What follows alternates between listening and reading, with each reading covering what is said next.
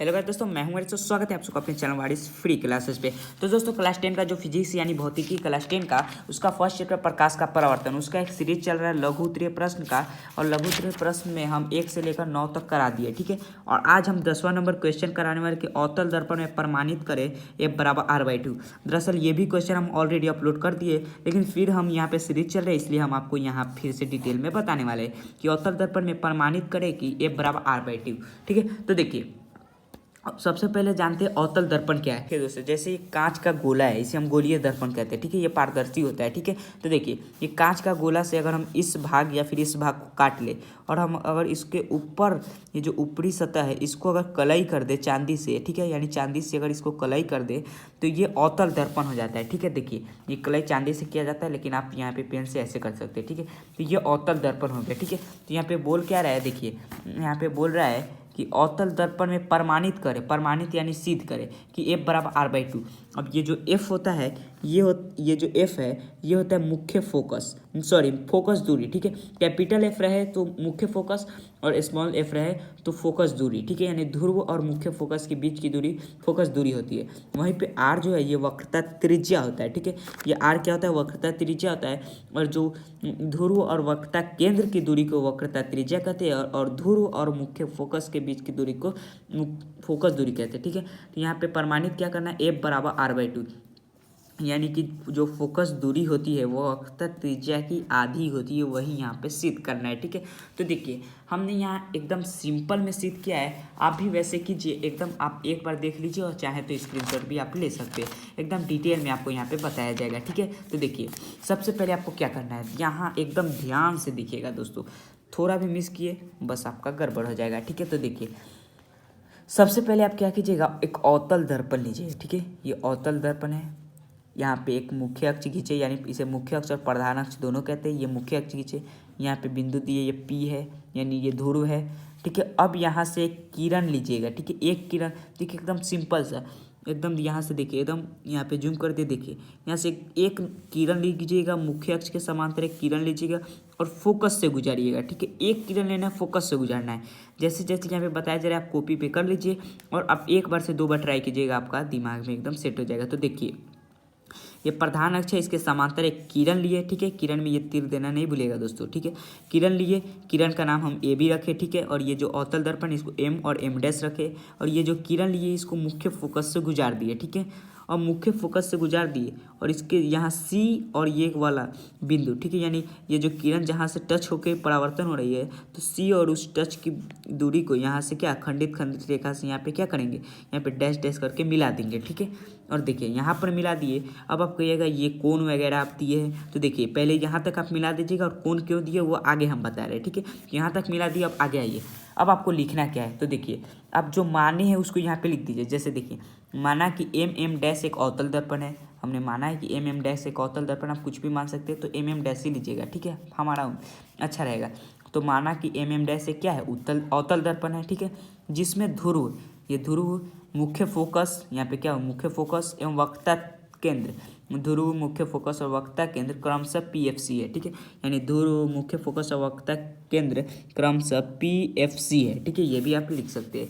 और उसका सेकंड क्या लिखिएगा, ये दोस्तों 5 नंबर में आता है, इसलिए हम डिटेल में आपको पूरा बताएंगे, ठीक है।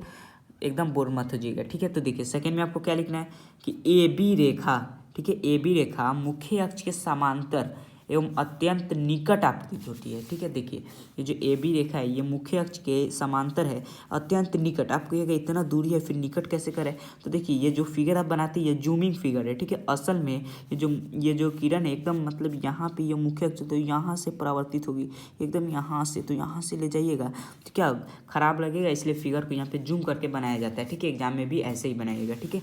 यहाँ पे लेकिन जो वास्तविक है उसे लिखना ही पड़ेगा कि AB रेखा, यहाँ पे ऊपर ऐसे तीर दीजिएगा ताकि रेखा AB रेखा मुख्य अक्ष के समांतर एवं अत्यंत निकट आपतित होती है, जो परावर्तन के बाद मुख्य फोकस से गुजरती, लिख सकते हैं, ठीक है।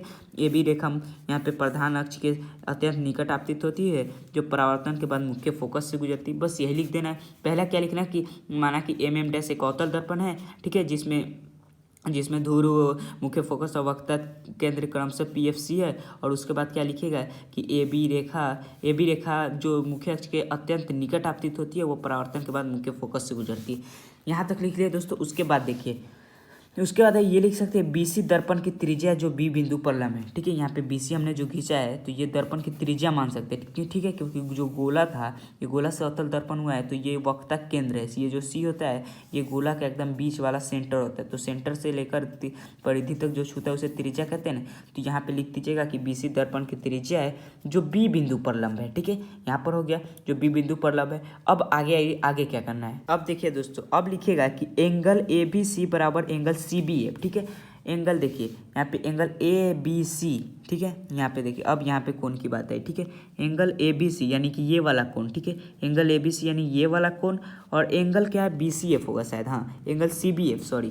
तो देखिए एंगल ABC ये वाला कोण और CBF, ठीक है, यानी ये वाला कोण, ठीक है।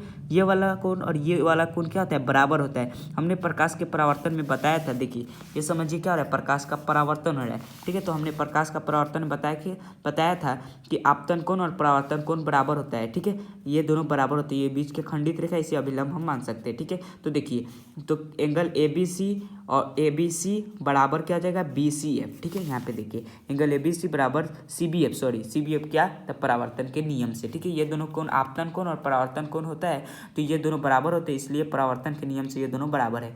फिर क्या है कि एंगल ABC बराबर BCF। अब यहाँ पे BCF देखिए, पहले ये कोण और ये कोण बराबर था, अब एंगल ABC, अब ये कोण और ये कोण बराबर है, एंगल ABC और BCF। अब कहिएगा ये कोण और ये कोण क्यों बराबर है, तो देखिए यहाँ पे देखिए ये यहाँ से गया, ठीक है, और यहाँ से जो खंडित आ रहा है, ठीक है, और यहाँ से जा रहा है, ये जेड आकार का है, ठीक है। तो देखिए हमने पढ़ा था जेड आकार के ये कोण और ये कोण बराबर होता है, और ये क्यों होता है, एकांतर कोण, आ गया ना याद, ठीक है। तो यानी कि एंगल ABC बराबर एंगल BCF क्या है, एकांतर कोण है। ये दोनों कोण क्या है, एकांतर कोण है, इसलिए ये भी बराबर है। तो देखिए अब ABC बराबर CBF, फिर ABC बराबर BCF है, तो ये जब इसके बराबर ये है, इसके बराबर ये है, तो देखिए ABC दोनों है, तो ये बराबर ये हो जाएगा, ठीक है।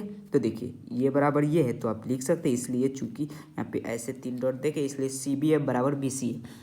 ये था पहला, ठीक है। एकदम इजीली एक बार आप देख लीजिए, स्क्रीनशॉट मान लीजिए या फिर लिख लीजिए, उसके बाद 2 से 3 बार कीजिएगा, आपका 5 नंबर पक्का।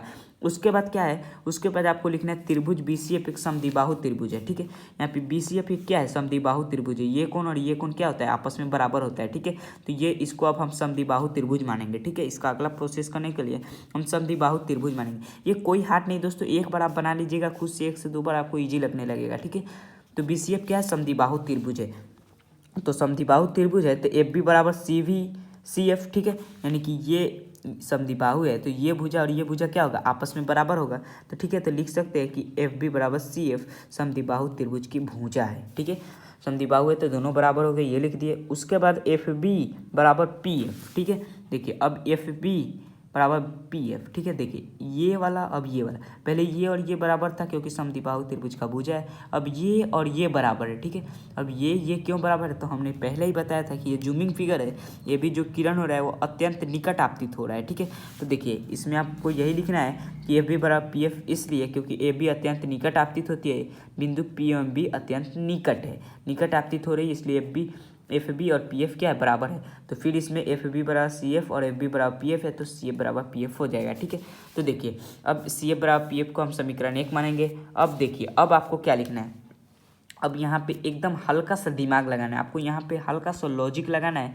क्या लॉजिक लगाना है, देखिए अब यहाँ पे PC जो है, यहाँ पे यहाँ से यहाँ की दूरी को लेना है, अपना से लेना है, ठीक है। PC बराबर क्या होगा, यहाँ से यहाँ की दूरी बराबर क्या होगा, तो आप कहिएगा यहाँ से यहाँ दूरी, इस दूरी को निकालने क्या है, इसको और इसको ऐड करेंगे तो ये पूरा दूरी निकलेगा, कहेगी ये बिल्कुल। तो लिख सकते हैं कि PC बराबर PF बराबर CF लिख सकते हैं, आप कहिएगा बिल्कुल लिख सकते हैं। तो PC बराबर PF बराबर आपको CF लिखना है, ठीक है। तो देखिए यहाँ पे देखिए PC बराबर PF बराबर CF या फिर CF बराबर PF, CF plus PF, sorry दोस्तों, क्योंकि इन दोनों को जोड़ेंगे तो ये PC का बराबर, यानी ये वाला और ये वाला जोड़ेंगे तो ये पूरा PC होगा ना। तो आपको लिख देना है कि PC बराबर PF बराबर CF, ठीक है। CF बराबर PF या फिर PF बराबर CF, दोनों बात वही है, कन्फ्यूज मत होइए, ठीक है। तो देखिए हम लिख दिए PC बराबर CF बराबर CF प्लस PF हो गया। अब देखिए अब उसके बाद आपको क्या करना है, अब यहाँ पे जो CF है इसके ऊपर समीकरण 1 में माने कि CF PF के बराबर है, तो फिर हम ये CF को भी PF लिख देंगे, ठीक है। यहाँ पे लिख देंगे समीकरण 1 से। यहाँ पे हल्का सा मैथ का लॉजिक देखिए, PC बराबर CF प्लस PF था, अब CF को हम PF लिख दिए क्योंकि समीकरण 1 में CF बराबर PF है। अब यहाँ पे 2 PF है तो हम लिख सकते हैं PC बराबर 2PF हो गया। अब यहाँ पे PC को क्या होगा आर मानेंगे। अब कहेगा आर क्यों, तो देखिए ये जो PC है हमने बताया था ध्रुव और वक्रता केंद्र की दूरी क्या होती है, वक्रता त्रिज्या, ठीक है। तो आर यानी कि P से लेकर C तक क्या हो गया, आर हो गया। हम यहाँ पर लिख सकते हैं PC बराबर आर। वहीं पे PF को भी हम स्मॉल f लिख सकते हैं, ठीक है। यहाँ पे स्मॉल f है, ठीक है। अब आप कहेगा PF को स्मॉल f, क्योंकि दोस्तों PF भी क्या है, ये हमने फिर बताया था कि ध्रुव और मुख्य फोकस की दूरी फोकस दूरी होती है, ठीक है। यानी ध्रुव से लेकर मुख्य फोकस की जो दूरी होती है उसे फोकस दूरी कहते हैं। ध्रुव से लेकर वक्रता केंद्र की दूरी होती है उसे हम वक्रता त्रिज्या कहते हैं, ठीक है। तो देखिए यहाँ पे PC बराबर आर हो गया और PF बराबर f हो गया। तो आप यहाँ पे देख सकते हैं a बराबर r/2 यहाँ पे सिद्ध हो गया, ठीक है, क्योंकि r बराबर 2f और यहाँ पे ये जो 2 है इसको अगर हम इधर इस तरफ लिया है, ठीक है, तो ये r के भागा में चल जाएगा, ये गुना में ये भाग में चल जाएगा तो r बराबर 2 हो जाएगा। यानी f बराबर r/2 या फिर r बराबर 2f। तो f बराबर r/2 यहाँ पे अतः सिद्ध हुआ, ठीक है। ऐसे आप सिद्ध कर सकते हैं। तो दोस्तों उम्मीद करता है वीडियो पसंद तो वीडियो को लाइक कर दीजिएगा। और अगर वीडियो को अच्छा से समझ नहीं आएगी तो कोई बात नहीं, आप वीडियो को फिर से रिवाइंड कीजिए यानी पीछे कीजिए और उसके बाद फिर देखकर आप कॉपी में एक बार नोट कर लीजिए। उसके बाद आप 1 से 2 बार प्रैक्टिस कीजिएगा, आपको बन जाएगा, ठीक है। चलिए हम मिलते हैं नेक्स्ट वीडियो में, तब तक के लिए बाय। चैनल को सब्सक्राइब जरूर कीजिएगा।